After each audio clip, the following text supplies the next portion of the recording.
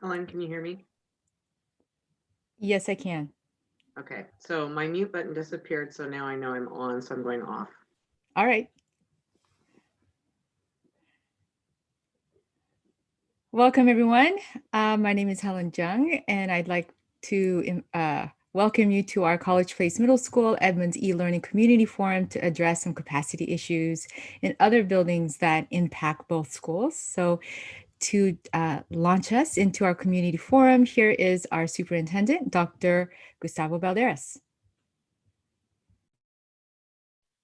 Thank you, Helen, and thank you for those that can join us tonight, this evening, to uh, hear regarding the current situation we have. And right now, it's truly is a capacity issue, as mentioned. We have overcrowding at our elementary schools, that of course leads to a scenario where there's a limited amount of solutions. And we're here to explain the situation a little bit deeper, but also gather input. And we'll be having more input be able to take place um, as we continue this process.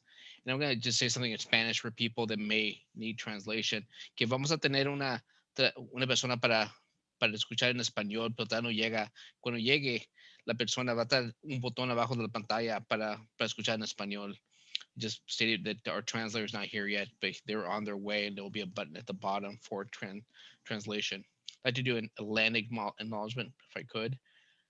We acknowledge the original inhabitants of this place, the Snohomish people and their successors, the Tulalip tribes, who since time immemorial have taken care of, hunted, fished, and gathered on these lands. We respect their sovereignty, their right to self-determination, and we honor their sacred spiritual connection with the land and water. By acknowledging these homelands, we're also committing to working with tribal nations to further the education aims they have identified, and sometimes I apologize, in our classrooms and schools. So thank you very much. And again, I look forward to the conversation, for hearing the comments and from the community. And I will turn it over to Dr. Young. Actually, to Harmony. Turn it over to Harmony. Hi there. Thank you so much. Good evening, everyone. Thank you so much for joining us tonight. I'm going to go ahead and introduce myself. I'm Harmony Weinberg, and I'm the Communications Manager for the Edmonds School District. And I'm going to introduce our panel who is joining us tonight. So you met Dr. Balderas, our superintendent. We also have Dr. Helen Jung, who is our Assistant Superintendent of Elementary Schools. Greg Schwab is our Assistant Superintendent of Secondary Schools. Lydia Selly is our Executive Director of Business and Finance. And we have Andrea Collins, College Place Middle School Principal, and Christy Frary, Edmonds e-Learning Academy Principal. So right now I'm going to toss it over to Lydia Selly. So good evening. Again, my name is Lydia Selly, and I just wanted to give you a little bit of background of how we got here. So just wanted to point out that our overcrowded elementary, Sherwood and Westgate, they were built back in the 60s and 50s.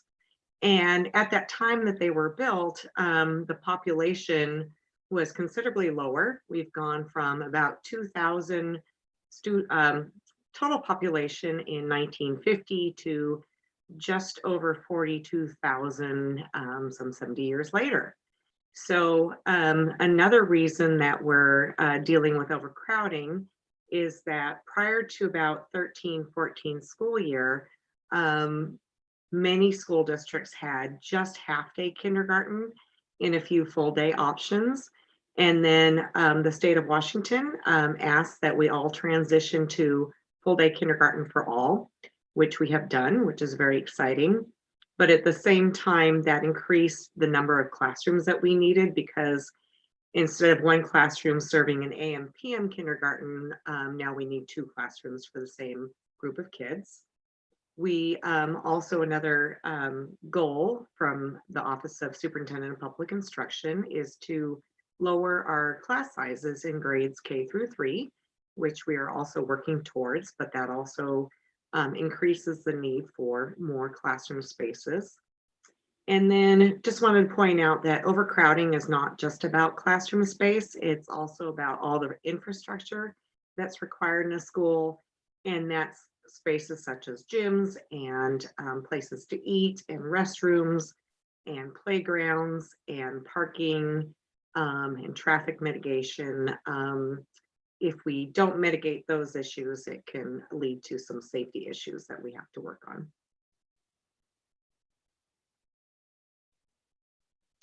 So before I go into short-term solutions, I wanted to talk about the district's thinking on long-range solutions.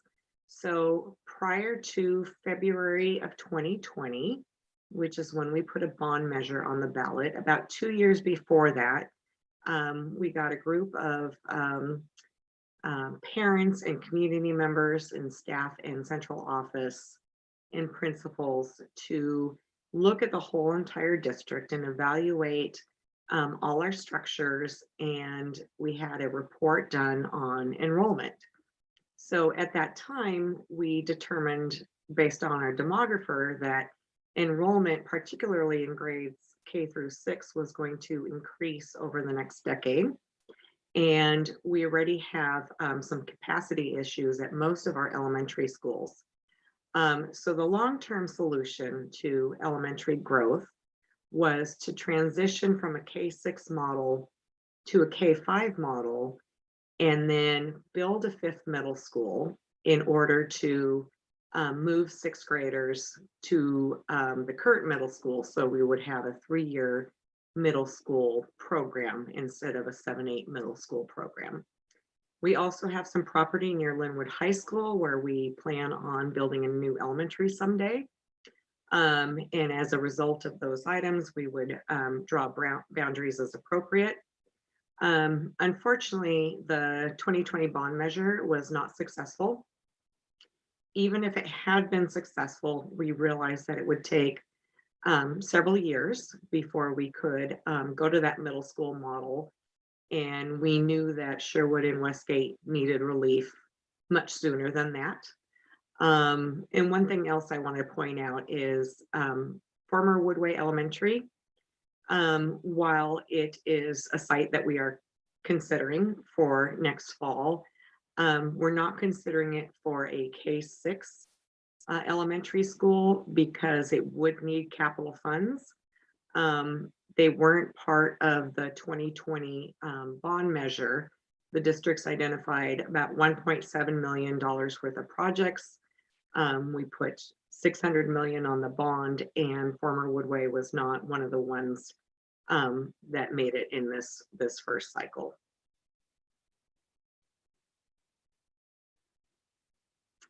So one of our short-term solutions is to make do with where we're at, which is what we've been doing for several years.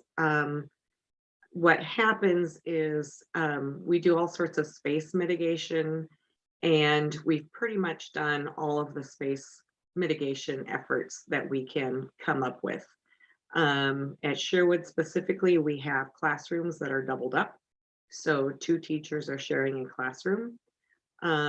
We also have lots of parking problems at Westgate. There are all sorts of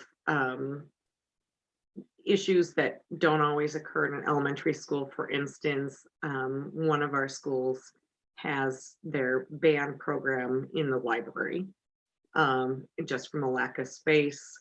I know that Sherwood, they eat lunch in their classroom because there's just not enough room in the gymnasium to run the PE classes as well as to eat in the gym at the same time.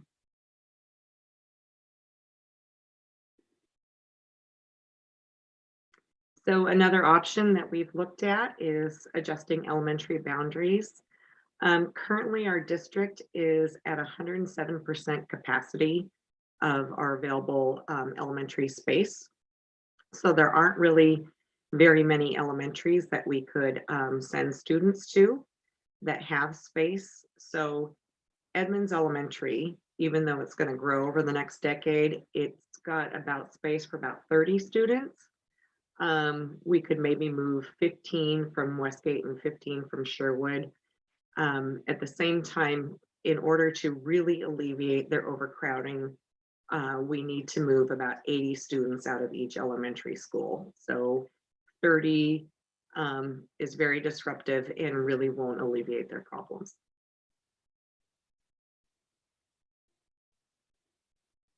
So another option is to add relocatables, which most people know as portables. The challenge here is that we wouldn't be ready by 21-22. In addition to the lead time to obtain relocatables, which is usually about a year and a half, we also would need to go to the city of Edmonds and ask for permits for both schools to put portables there. We know already from the city of Edmonds that Sherwood requires a new fire lane at considerable cost. And Westgate, we're not sure that Edmonds would give us a permit because they have some traffic and parking problems now, which would only be worsened if we added another portable. The other problem with relocatables is it's one classroom, maybe adds 24, 26 students, but doesn't provide any relief to the infrastructure problems of bathrooms and gym space, library space, and the like.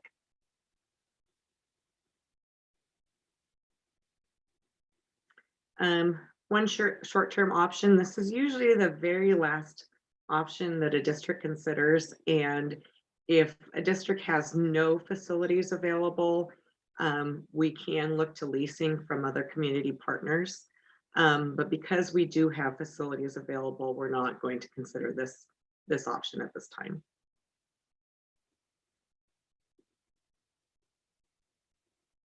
So that kind of boils down to the final two options, which is what we're here to talk about tonight, which is one is to utilize Woodway Elementary as a kindergarten hub or kindergarten center. The real positive about this option is that it provides, full relief of the overcrowding at both schools. Like I said, we needed about 80 students moved out of both elementaries, each elementary, to provide good relief on both classroom space as well as infrastructure. And we're anticipating about 8 to 9 classrooms of kindergartners next fall from both the schools. Of course, this is a disruption to families and staff and students, in the community, and we do recognize that.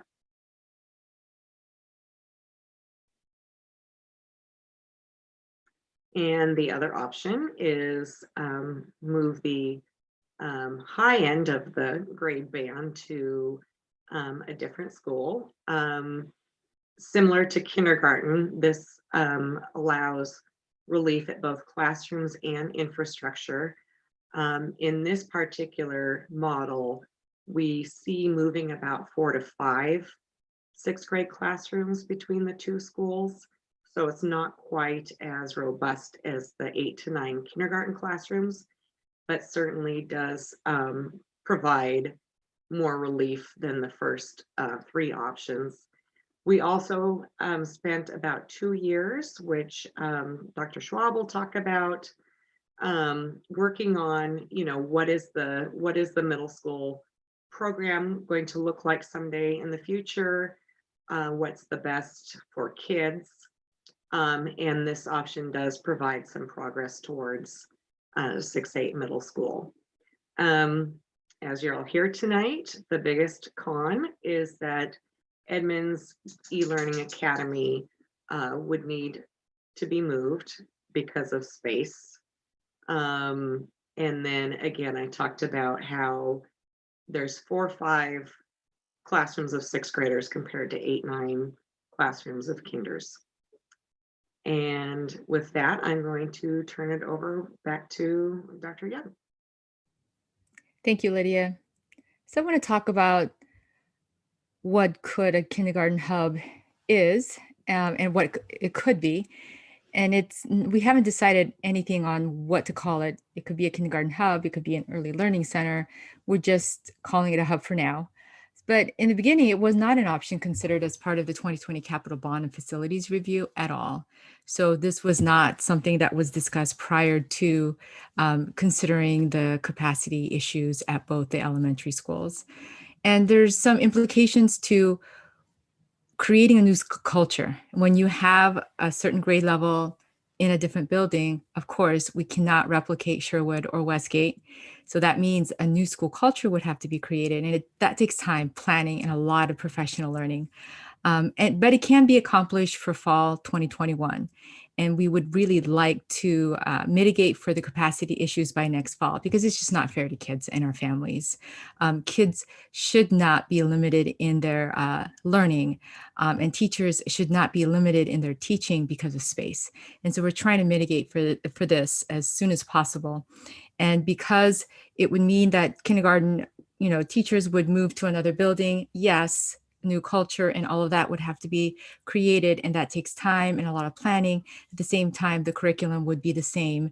It wouldn't be very different than what Sherwood or Westgate kindergartner would have. It's not something that we're trying to create where, oh wow, they're using a different curriculum, and it's going to be the same, but within a context of a new school culture, which is always hard. And another thing that I just want to add on to this is, this is very personal to our teachers and our families.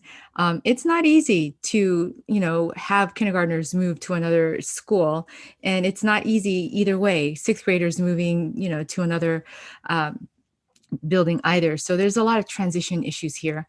And some good things about the kindergarten experience, if they were all together, is that they would be receiving learning that supports early learning, young children. And so all staff would be really focused on early learning and early development and catering everything that they possibly do on any given day to a very small cohort of students in that grade level.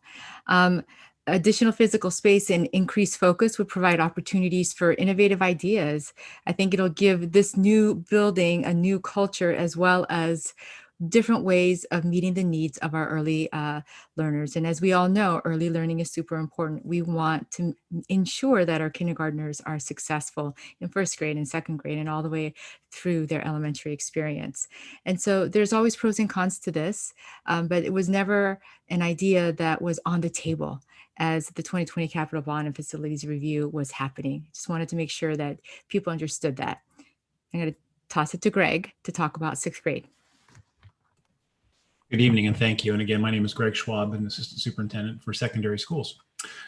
So as was previously mentioned, the 6-8 middle school model was tied to our 2020 capital bond, and we engaged in 2 years of significant planning to prepare for our sixth graders move to the middle school. One of the things that we learned in our research was how important it is that you do a lot of advanced planning in order to move sixth graders, transition them successfully to a middle school model. So we did a lot of initial planning, and early on in the planning, we really did take a hard look at doing an early implementation of the 6-8 middle school model at College Place Middle School.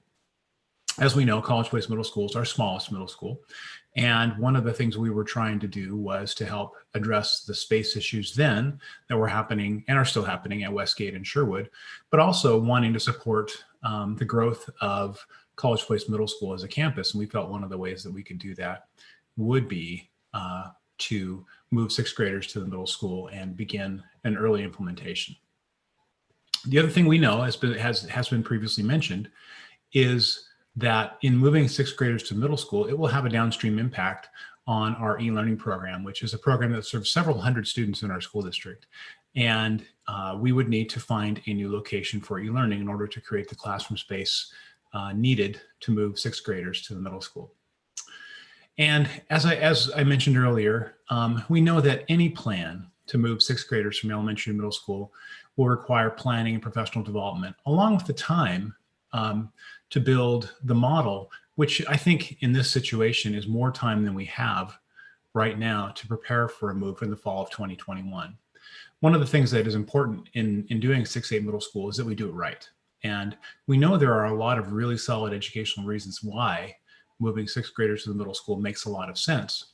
But we also know that we need to do it well. And that requires planning, that requires professional development for our teachers, and that requires the time needed to prepare our current fifth graders for the transition. And our concern in this proposal of moving sixth graders to the College Place Middle School campus is we just don't have the time needed to do all of that work. So With that, I think I'm going to go back to Harmony. Yes, I think, Helen, are you going to talk about next steps first? Yes, I Okay. will talk about next steps because it's super important. There's a reason why we're doing all of these listening centers. We've met with staff and families at both Sherwood and Westgate, and also staff at eLearning and also College Place Middle School. And this is the last phase of our listening sessions so that we'll be very informed about what to do in this crisis. It is a crisis because we need to alleviate the capacity issues by next fall. Our kids deserve it, our teachers deserve it, our families deserve it. So we're in the process of creating a group of principals, teachers, parents, and central office leaders to come to consensus on a recommendation for our superintendent. And this committee, it's called an advisory committee, and we will look through all of the feedback that we've been receiving from families, staff, and also students to make a recommendation that's feasible, meaning, is it really doable with the timelines that we have? And does it make sense? Is it developmentally appropriate? And all of those questions will be on the table.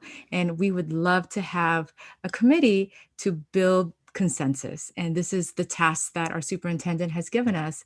He can make decisions on his own. Central office can do it on their own, but we really want to hear from our stakeholders. So although it may seem like, wow, there's a lot of meetings concerning this advisory committee, it's because we need to meet and we really need to come to consensus with all the information that we gather from our families and teachers, principals, central office staff, and especially our students. Our students will be filling out surveys, and we will consider all of those. So we're going to be looking at through lines, we're going to be looking at trends and themes in the feedback that we get, and we will use information and facts that we already have to make an informed recommendation for our superintendent.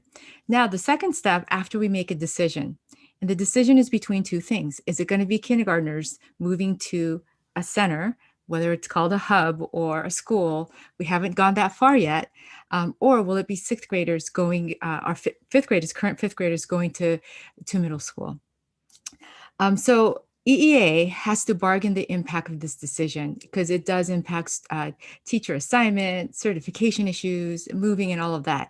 Classroom teachers, specialists, SPED, Title, EL, English language learners, nurses, counselors, psychologists, speech language pathologists, occupational therapists, and so on. So all of these groups of staff are impacted by a decision. So Andy Nossinger and I, the president of the Edmonds Education Association, are partnering together. And she's going to be joining our advisory committee as well. And we are coming together to create this group so that we can come to consensus and really go through everything that we have, all the facts, all the feedback to make that recommendation for the superintendent. Back to you, Harmony.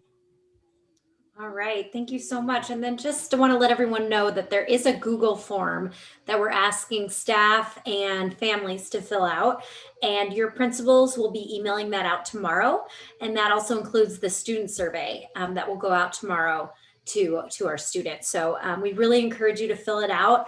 A lot of it it's open-ended. And so we ask for your ideas. Is there another capacity solution that we're not thinking of right now? So it's really broad because we want to hear from the community.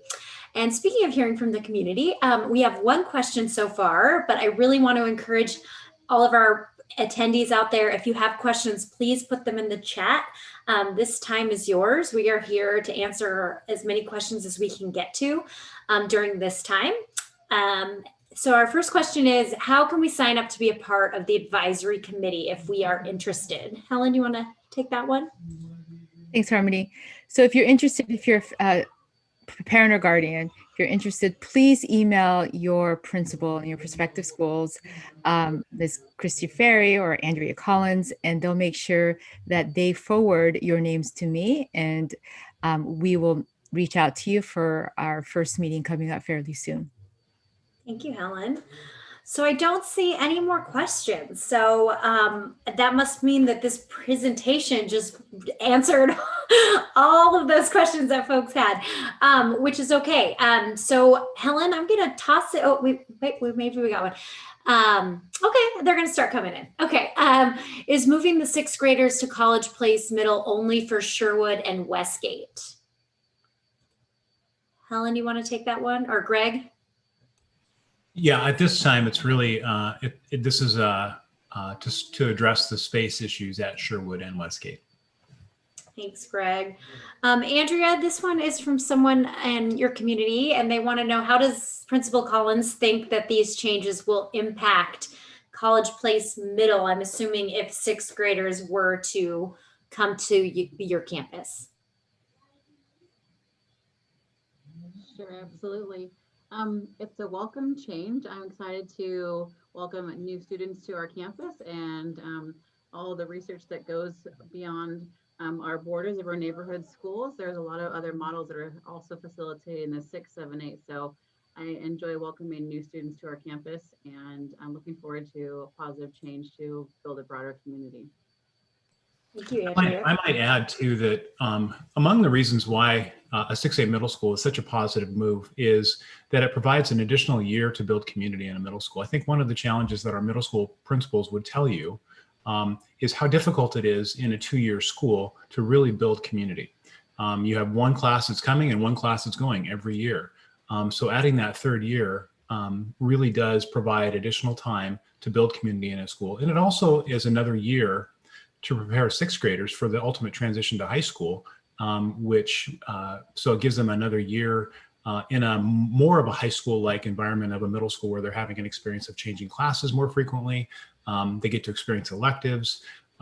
They have the opportunity to experience advanced mathematics that they might not have access to in their elementary schools. So there's a lot of really compelling reasons educationally why I think this would be a good move as well. Thanks, Greg. Someone asked, are you talking about only moving kindergartners from Westgate and Sherwood to a potential hub? And yes, I can answer that. Yes, that's the only current offering, is to ease up capacity at those 2 schools is what we're focused on here. Another question is, will more teachers be provided to College Place Middle, or will my students' 8th grade classes become larger? No, with the students would also move teachers. So that would be one of the things that we would have to work through with our human resources department, is identifying those teachers that possess the right certifications to be able to teach in a middle school. So teachers would come along with the students, and that would not increase class sizes in the 7th and 8th grades. Okay, and this is a comment, and I know this has come up at our other forums as well. Moving the current 5th graders to College Place Middle starting next fall will really shortchange their elementary years at elementary school. They will have last been in person in elementary at 4th grade. They probably are not even closely mature enough for middle school social pressures. Greg, do you want to address that? Because I know we've talked about that a little bit. Yeah, certainly. Yes, we know that this year's 5th graders have not been in school in traditional school since last year in March, and when they were 4th graders, and now we're going to propose to move them to a 6A middle school without having the benefit of a full elementary school experience. So what that tells us is that in order to really do this well, we're going to need to be very planful about the transition and make sure that we're doing everything we can to support students in that transition. One of the things we learned in our research is how important it is to support those transitions across all levels: kindergarten to 1st grade, when they enter kindergarten, when they transition to the middle school, and again when they transition to high school. Transitions in school are incredibly important. We need to support them. In this particular case, it makes supporting the transition even more critical. And just to follow up that, can you paint a kind of an example of what the transition would look like? Things like, and which is a little tricky in this virtual world, but getting students to campus so they can see the campus and walk around, and providing them with, using an advisory model to make sure those students are supported throughout the school year with their transition. Making sure that while they may have some kind of a more a schedule where they're moving between classes, but they also have more blocking of classes. So they might have math and science blocked together, or English and social studies blocked together. So really being intentional about how we support transition, giving them lots of opportunities to get used to what middle school would be like. It's just a variety of activities, a variety of things, just getting kids to the campus, getting them a chance to walk around, see the campus, meet teachers, all those things that we know are so critical in order to make the transition successful. Thanks, Greg. Greg, a couple more for you. What are the certification differences for sixth grade teachers at elementary to move to middle school? Boy, you're getting into human resources things for me. So I wish we had somebody from HR here. What I do know is there are certification differences, and so I would have to defer to our human resources folks to be able to answer that question more accurately than I think I can. And then someone wrote in, I thought I heard Mr. Schwab say that there has been 2 years of planning for moving sixth graders to middle school. How many years of planning have been put in to moving kindergarten students to another school? I can answer that. Yes, it takes time, as Assistant Superintendent Schwab has described. We want to do it right when we move sixth graders for the first time to a middle school experience. For kindergarten, usually when we open a new building, for example, let's say we have a brand new shiny building and we're trying to start a new program in a new school. The planning for that is usually the spring prior to that. So when we think about timelines, having the kindergarten be set up in an already built building that's already in existence, but moving the program in there, we're good with timelines because we can start that now. This spring, we could even start later this spring to mitigate for that. So in terms of kindergarten moving to a new building or kindergarten being set up in another location other than its original school, we are good with timelines because it would typically happen, even if it was a new school opening, like a K-6 school opening, we would do all the planning the spring prior. So we're right on time for that. In middle school, as Greg has described, there's a lot of professional development that needs to take place because the structures of what our fifth graders have been experiencing in the elementary school setting is quite different than the middle school. We can say all sorts of things and say, well, just maybe make the middle school sixth grade experience kind of like the elementary experience, and the seventh and eighth graders do their own thing. But then we've got to mitigate for, well, they do have to take electives, and we've got to have a lot of conversation about that, whether it's more of a block schedule, whether it mirrors the traditional experience of a seventh and eighth grader. They're still planning because it's something very new. Now, on the other hand, kindergarten, it's kindergarten and we've been teaching kindergarten a certain way, and it's just moving one program into another building. So in terms of timeline, we're right on the money for that, and there wouldn't be delay. Thanks, Helen. And that concludes our Q&A. So if you want to close us out.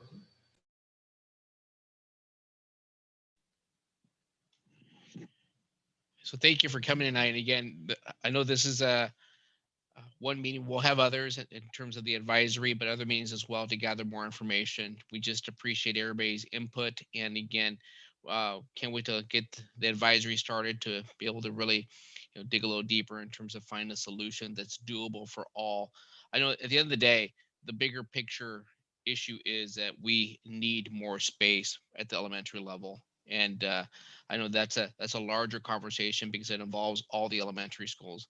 So I know that's a conversation we're having right now in terms of what are next steps and how to really mitigate the pressing need for additional classroom space and gym space and cafeteria space across our growing district. So again, thank you for coming in this evening. I really want to thank the panel for being here and those folks that could make it tonight.